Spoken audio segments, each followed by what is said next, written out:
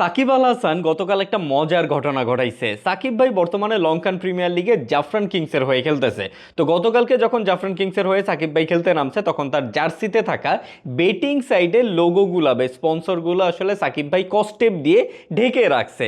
এই ঘটনায় সাকিব ভক্তরা খুশিতে আত্মহারা, যে দেখো দেখো সাকিব ভাই কত সচেতন হয়ে গেছে, তিনি নিজে বেটিং সাইটের প্রমোশন করবে না দেখে জার্সিতে থাকা বেটিং সাইটগুলো কস্টেপ দিয়ে ঢেকে দিছে। ক্রিকেট হোক বা ফুটবল, বিভিন্ন স্পোর্টসে আমরা মাঝে মাঝেই দেখতে পাই কোনো মুসলিম প্লেয়ার অথবা কোনো সচেতন প্লেয়ার তাদের জার্সিতে থাকা কোনো মদের ব্র্যান্ড থাকলে অথবা কোনো বেটিং সাইটের ব্র্যান্ড থাকলে সেটা কস্টেপ দিয়ে ঢেকে তারপর খেলতে নামে। তাই বলে সাকিব আল হাসান যে নিজে 2 দিন পর পর বেটিং সাইটের প্রমোশন করে, একমাত্র বাংলাদেশি ক্রিকেটার হিসেবে বর্তমানে রেগুলারলি প্রাউডলি বেটিং সাইটের প্রমোশন করে, সেই সাকিব আল হাসান লঙ্কান প্রিমিয়ার লিগে তার জার্সিতে থাকা বেটিং সাইট কস্টেপ দিয়ে ঢেকে দিছে। হাস্যকর। এখন সাকিব ভাইয়ের ব্লাইন্ড ফ্যানরা আইসা বলতেই পারে যে সাকিব ভাই হয়তো সচেতন হয়ে গেছে, এই জন্য সাকিব ভাই তার জার্সিতে থাকা বেটিং সাইটের লোগো ঢেকে দিছে। বাট আমার কাছে এমন মনে হচ্ছে না।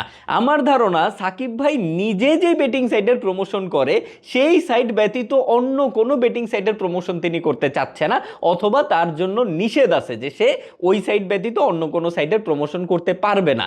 এই কারণেই মূলত সাকিব ভাই তার জার্সিতে থাকা বেটিং সাইটের লোগোটা কস্টেপ দিয়ে ঢেকে দিছে। আর আমার এই ধারণার সত্যতা আপনি তখনই পাবেন যখন কিছুদিন পরেই আবারও আপনি সাকিব ভাইকে প্রাউডলি কোনো না কোনো বেটিং সাইটের প্রমোশন করতে দেখবেন।